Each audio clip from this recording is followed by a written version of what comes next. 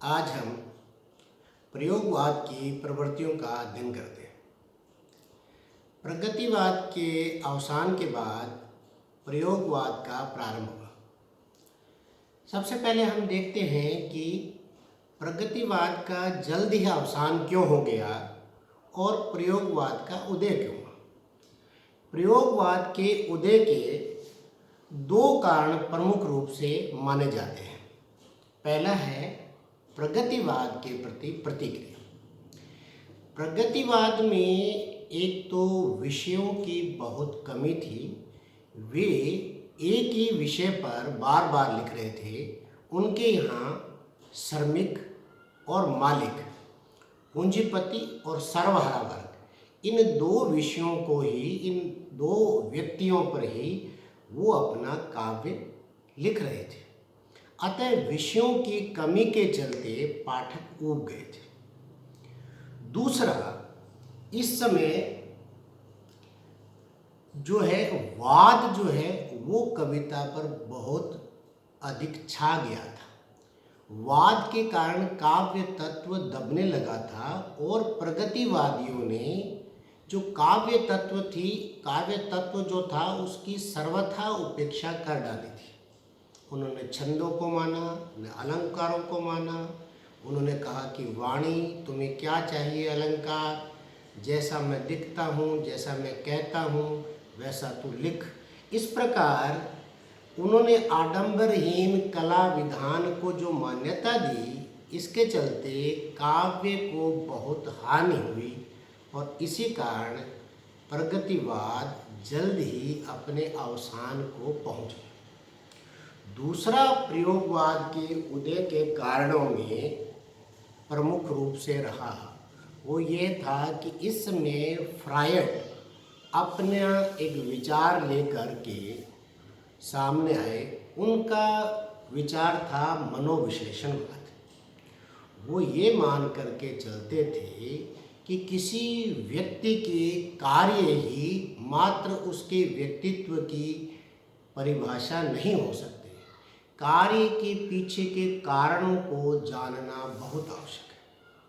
दूसरा, एक व्यक्ति के मस्तिष्क को उन्होंने 3 अवस्थाओं में बांटा। उन्होंने उसको चेतन, अर्धचेतन और अवचेतन की अवस्थाओं को बताते हुए उन्होंने कहा कि जितना हम चेतन अवस्था में सोचते हैं और विचारते हैं, उससे ज़्यादा अचेतन के अंदर विचार चलते रहते हैं। और जो अचेतन या अवचेतन के जो विचार हैं वो हमारे व्यक्तित्व को नियंत्रित करते हैं, व्यक्तित्व का निर्धारण करते हैं। इसलिए हमारे जो कलाएं हैं, हमारा जो काव्य है और हमारा जो व्यवहार है, उस पर मनोविश्लेषण का ही प्रभाव है। और जितनी दमित इच्छाएं रह जाती हैं वो कुंठाओं में तब्दील होती हैं और कुंठाएं ही जीवन के कार्यों का निर्धारण करती हैं। यह विचार भी इस समय बहुत प्रभावी हो रहा था और काव्य में ये विचार आने को उत्सुक था, इसलिए प्रयोगवाद का उदय हुआ। प्रगतिवाद के विषयों की कमी और फ्रायड के जोरदार आग्रह को चलते हुए आगे ने एक तार सप्तक का प्रकाशन किया।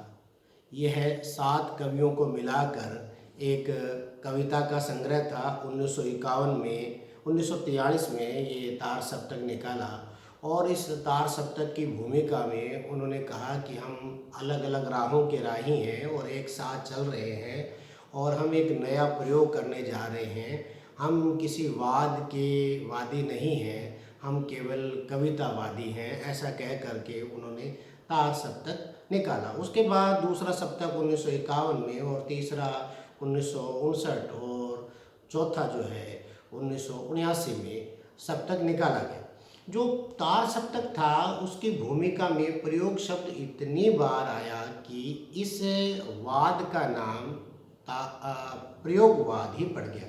हालांकि प्रयोगवादियों ने इस नाम के विरोध में बहुत सी बातें कही कि हमें प्रयोगवादी कहना उतना ही गलत है जितना हमें कवितावादी कहना। प्रयोग हर काल में हुए हैं और इस काल में भी प्रयोग किए जा रहे हैं, परंतु ये नाम इस कविता के साथ चलता गया, जुड़ता चला गया। प्रयोगवाद 1943 में प्रथम सप्तक से ही, जिसको तार सप्तक कहा जाता है, वहाँ से ये शुरू हुआ और इसके जो काव्य प्रवृत्ति हैं उसका अध्ययन करते हैं। इसकी प्रमुख काव्य प्रवृत्तियाँ इस प्रकार है। पहली है साधारण विषयों का चयन।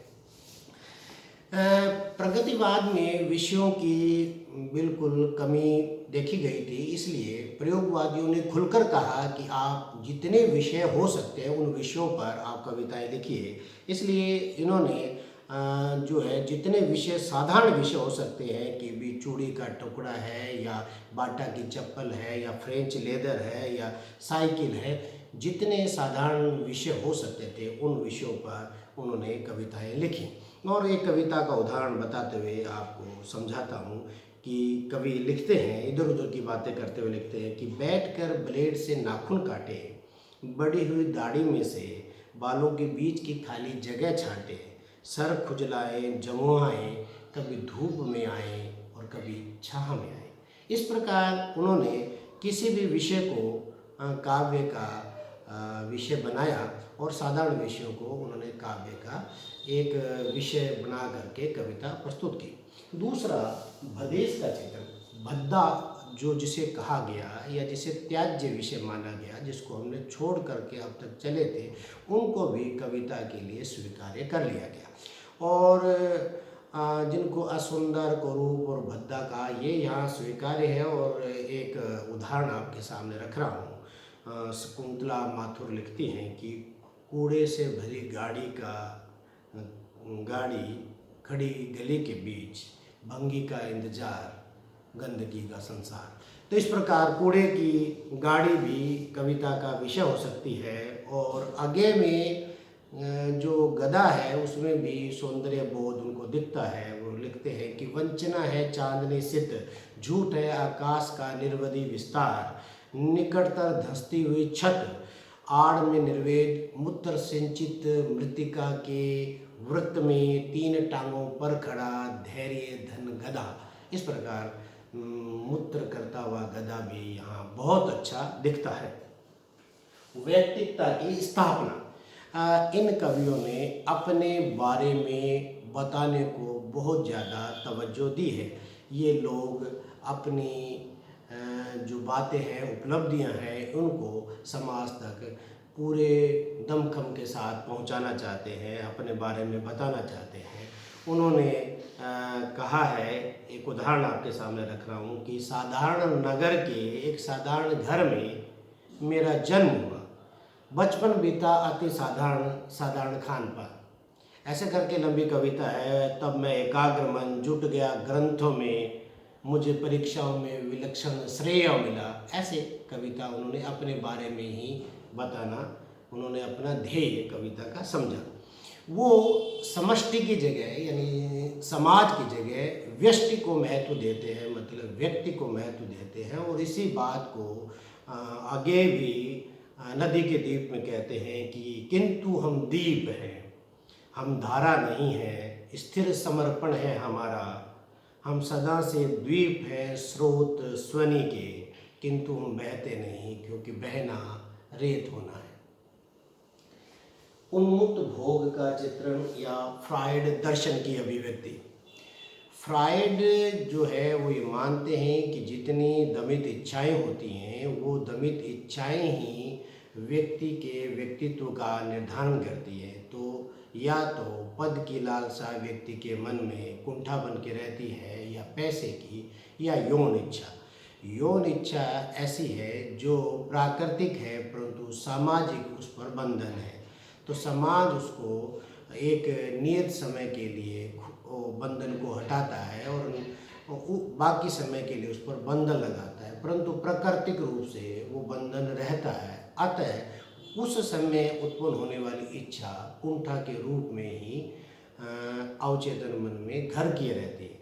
अब यहाँ जो अवचेतन मन में जो घर किए रहती है, यहाँ फ्राइड सक्रिय होते हैं और उन्होंने सारा का सारा अपने सिद्धांत का ताना बाना इसी को लेकर के बुना है।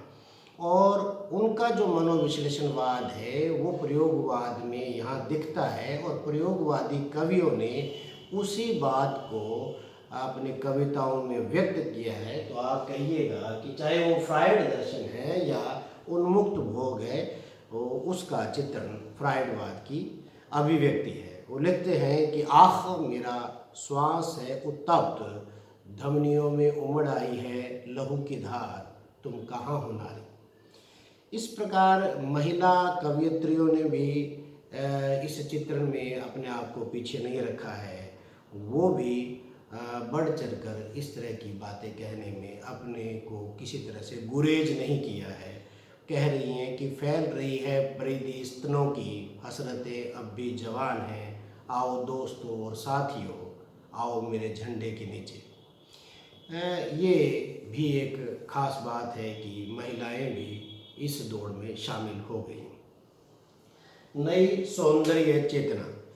नई सौंदर्य चेतना का अर्थ है कि इस काल में नए बिंब और नए विधान और नए प्रकार का सौंदर्य बोध, जिसमें टूटी हुई चप्पल हो, कैक्टस हो, मेंढक हो, सभी में एक नया सौंदर्य देखा गया है। बौद्धिकता का प्रयोग।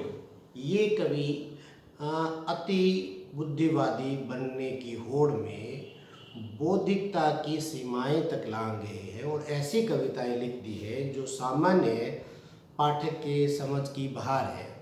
और बड़े बड़े बुद्धिशील व्यक्ति भी इस पर चिंतन करें तो कुछ का कुछ बात समझ में आती है इनमें। इस कारण हम कह सकते हैं कि प्रयोगवाद की ये कविता रागात्मकता से हीन है, बौद्धिकता से ज़्यादा भरी है। उदाहरण के लिए 2 छटाक कविता, 2 सेर जहर, 2 माशा दूध और 1 पीपा कोलतार, सब मिला के पीस लो, जल्दी चलो जल्दी चलो। दूसरी एक और उदाहरण भी इसी तरह का है, अगर आपको समझ आए तो, कि छीलो छीलो सब कुछ छीलो, अपना जो कुछ भी है छीलो, छील छील के पैना कर लो, बेवकूफ़ हो अनुभूति क्या पेंसिल है कि छीलो छीलो।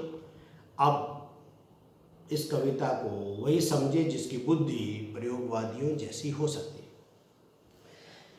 है। नए उपमानों का प्रयोग।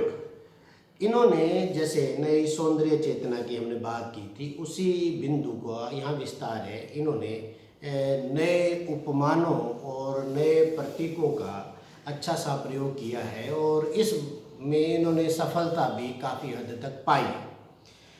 उनकी इस बात से सहमत हुआ जा सकता है कि पुराने उपमानों में जो रागोत्तेजक क्षमताएं हैं वो चुक गई हैं, समाप्त हो गई हैं, इसलिए अब नए उपमानों की ज़रूरत है।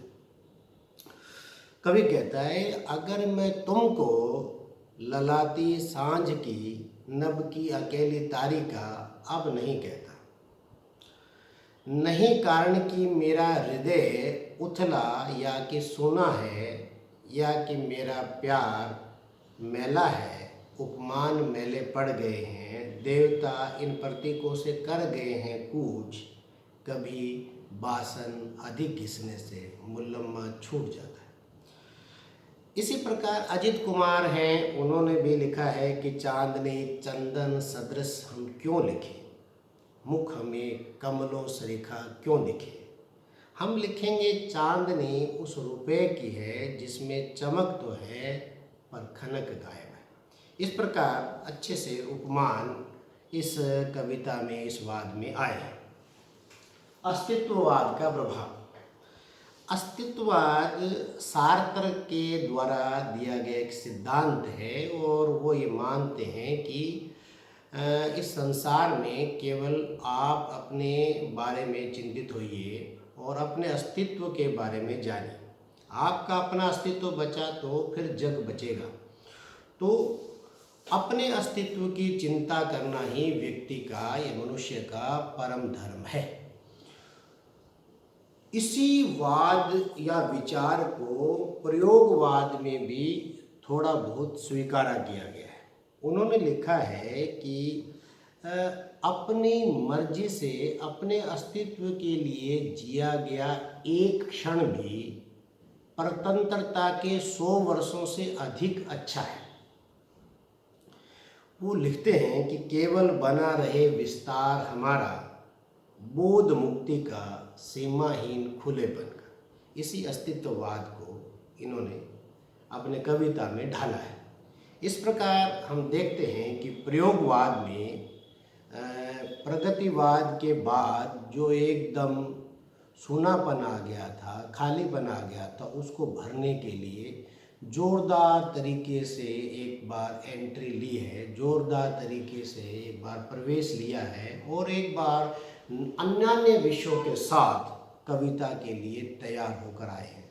हालांकि ये बात अलग है कि सारे ही विषय और उनका तरीका बाद में ठीक नहीं साबित हुआ, परंतु प्रगतिवाद की शुष्कता को इन्होंने हरने का, दूर करने का बहुत अच्छा प्रयास किया है। नमस्कार।